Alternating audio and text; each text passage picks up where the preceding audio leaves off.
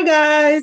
It's me, Sherry Thomas, and today I want to share with you 8 tips on how to build better communication with your spouse. You can start by simply committing.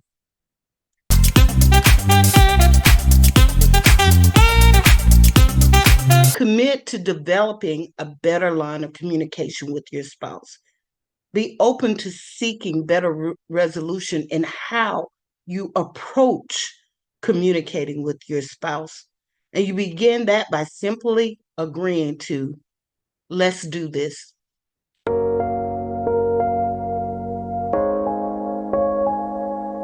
Two, become an active listener. Actively listen to your spouse when you are communicating. You have to be willing to hear your spouse's heartbeat. Be open to hear the heart of your spouse and what it is that is important to them, even if you do not necessarily agree with what they're saying. Just be present in the conversation and ensure that they know that what they have to say is important to you, even if you do not agree with it.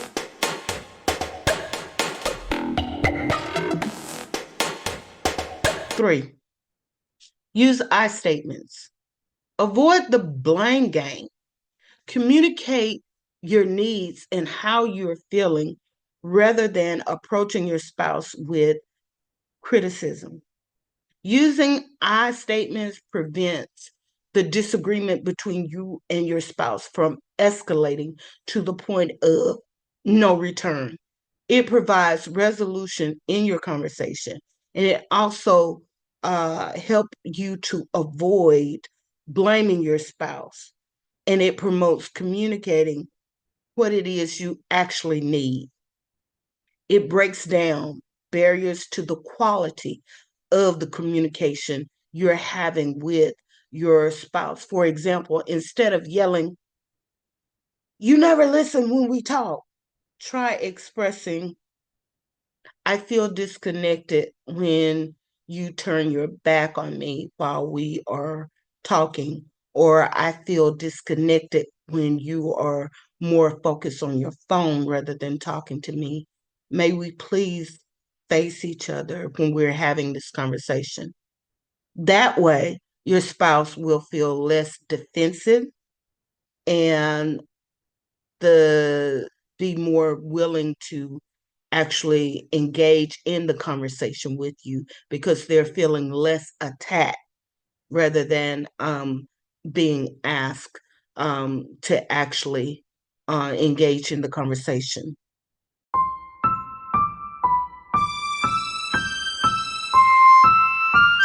Set healthy boundaries. Establish expectations for your marriage and expectations in the quality of how you communicate. Communicate with clarity what your expectations are and what are the appropriate boundaries and how you communicate. Discuss how you're going to agree to handle your disagreements and your conversations with your spouse. Respect and nurture each other's unique individualism and make sure that the relationship is balanced so that you both feel supported in your aspirations and goals.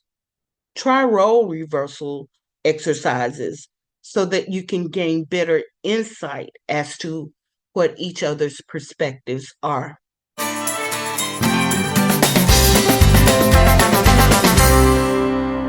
Be present.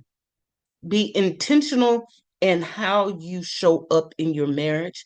Be intentional in how you are committed to having conversations with your spouse. Be present and engage with your spouse. Invest time and effort to be aware of your partner and what is important to your partner and your relationship.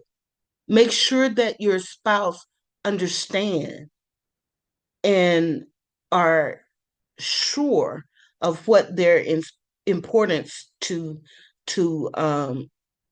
how important they are to you. Avoid being distracted while you're talking and when you're communicating with your spouse.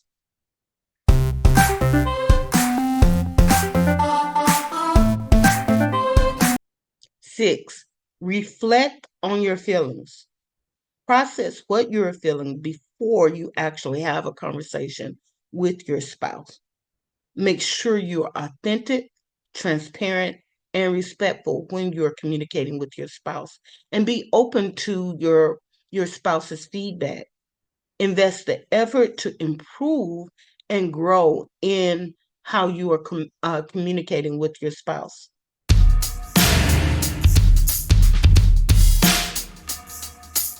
7, be mindful of your tone while you're communicating. Ensure that you communicate with your spouse in such a way that they feel respected rather than disrespected.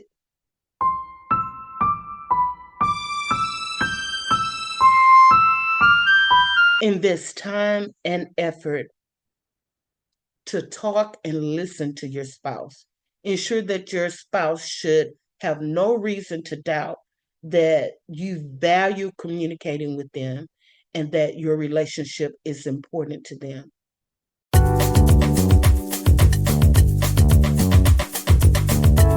So those 8 tips are, once again, commit to better communication, become an active listener, use I statements, set healthy boundaries, be present, reflect on your feelings, be mindful of the tone, invest time and effort to talk and listen to your spouse.